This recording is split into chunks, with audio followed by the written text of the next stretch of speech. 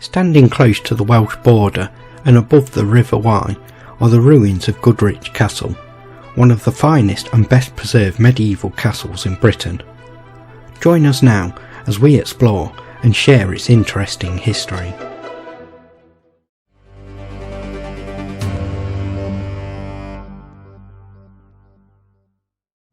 Though the ruins of Goodrich Castle mostly date from the later medieval period, the castle is thought to have been in existence by 1101. It was originally known as Goodrich Castle, named probably after Goodrich Mapstone, a local Anglo-Saxon thane and landowner mentioned in the Domesday Book of 1086. Historians, however, believe that the castle could date back further to pre-Norman conquest days of King Canute, and the site may have been among a small number of Saxon fortifications along the Welsh border.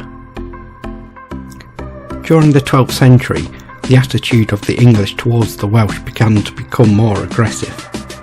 Godric's original earth and timber fortification was dismantled and replaced by a tall but relatively small square keep built of stone. This was probably built by Richard de Clare, who rose to fame by conquering Ireland in the 1170s. In 1154, Richard fell out of favour with King Henry II because of the de Clare support for Stephen in the war we now call the Anarchy, and the castle was taken into royal hands. Some argue that the king himself may have ordered the construction of the Great Keep.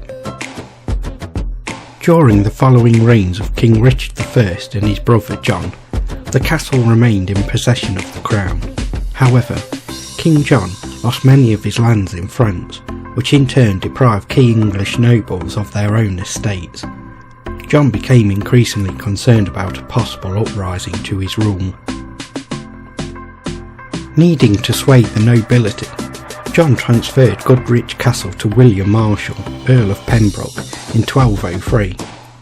Marshal was a famous English knight with a reputation as a heroic warrior, and he expanded Goodrich by building an additional towered curtain wall in stone around the existing keep.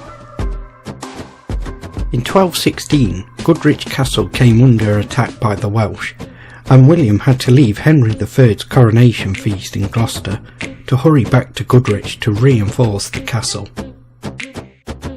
Upon his death, William Marshal left the castle to his eldest son, who was also called William, who in turn gave it to his younger brother Walter. After William's death, however, Marshal's second son Richard took over the castle. Richard led the baronial opposition to Henry III and allied himself with the Welsh, resulting in King Henry besieging Goodrich Castle in 1233 and retaking personal control for a period. Walter was eventually given Goodrich back once more, but died shortly afterwards in 1245. The castle briefly reverted back to the crown again, but in 1247 passed by marriage to William de Valence, half-brother to Henry III. William de Valence was an influential figure at the royal court and accompanied Edward I on crusade in 1270. Goodrich at this time underwent building work, making it one of the most up-to-date castles of its time. The castle was only slightly altered over the remaining medieval period. In the 1640s, Goodrich Castle became the scene of one of the most desperate sieges during the English Civil War, which saw the rival factions of Parliament and the King vie for power across England. The castle was first held by parliamentary forces, but was quickly abandoned when the surrounding countryside flocked to the royalist side. Goodrich was then successfully besieged by Colonel John Birch in 1646 with the help of the huge roaring Meg mortar, resulting in the subsequent slighting of the castle and its descent into ruin. At the end of the 18th century, Goodrich Castle became a noted picturesque ruin and the subject of many paintings and poems. Events at the castle provided the inspiration for Wordsworth's famous 1798 poem, We Are Seven. Today, the castle is owned by English Heritage and a popular tourist attraction.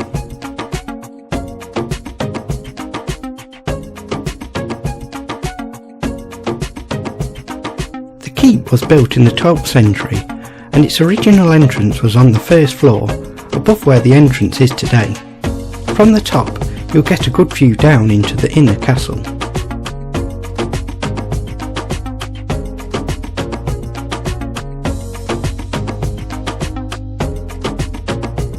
The latrine tower served as the castle's toilet, and would have had 3 wooden seats. It would have been the job of a small boy to clean the pit at the bottom of the shaft. The lord and lady would have had their own private toilet.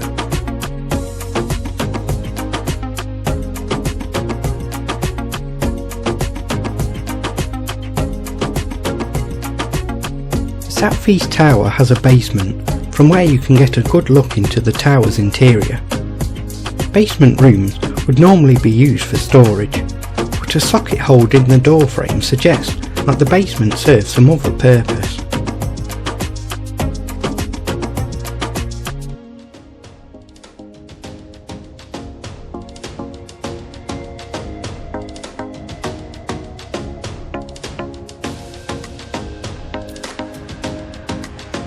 The east wall offers good views outwards into the Barbican and inwards over the castle's courtyards. The buildings at either end show traces of the lost east range of the castle, which ran between them.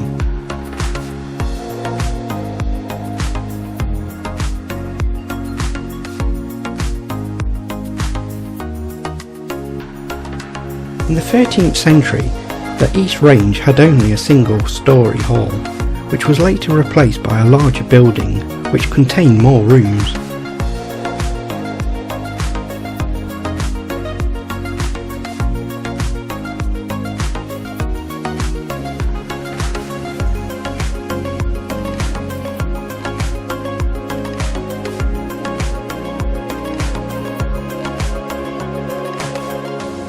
The portcullis chamber is a rare survival in a castle.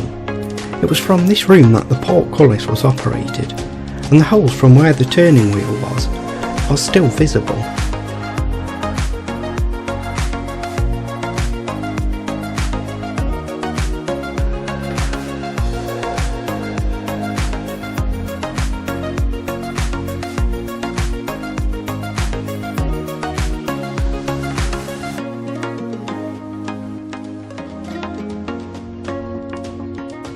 From the gatehouse, you get another great view into the castle.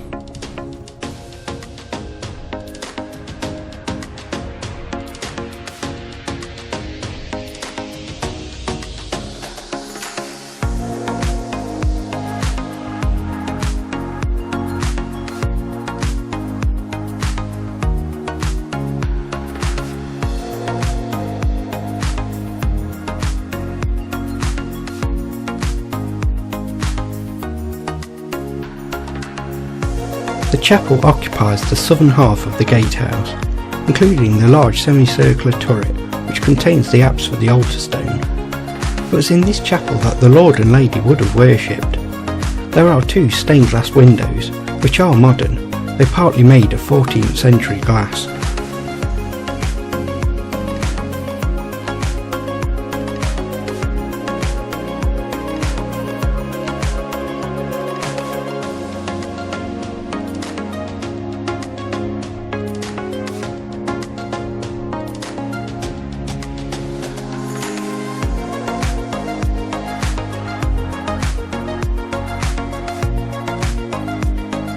From the outer ward, you get good views of the north, east and west of the castle, and it gives you a sense of how formidable the castle must have been in its day.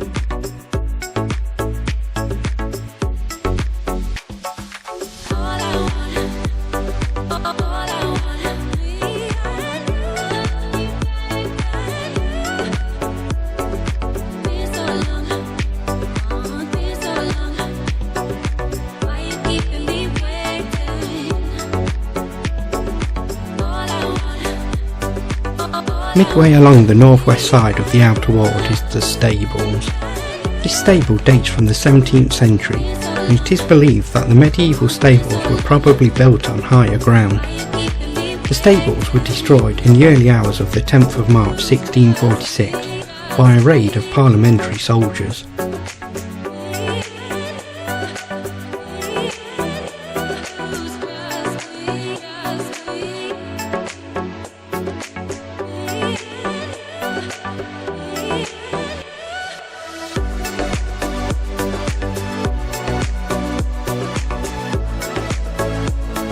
Some unique features of the castle are the Roaring Meg and the cannonballs from the siege of 1646.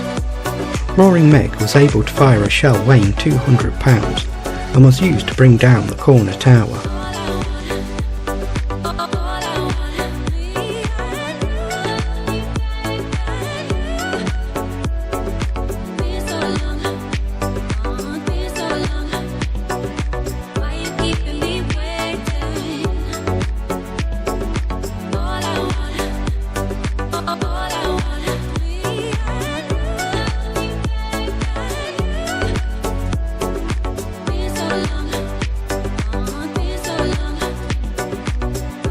In front of the gatehouse is the Barbican.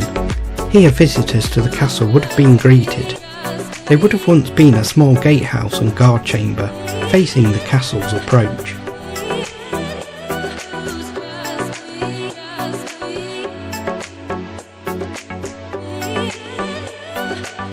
Goodrich Castle is an amazing place to visit, and it is easy to spend hours exploring the ruins. I highly recommend a visit, as Goodrich Castle is unique in its preservation and offers you a great insight into life inside a castle. For more videos like this, like, subscribe and share this video out there, and I'll see you all next time. Until then, goodbye.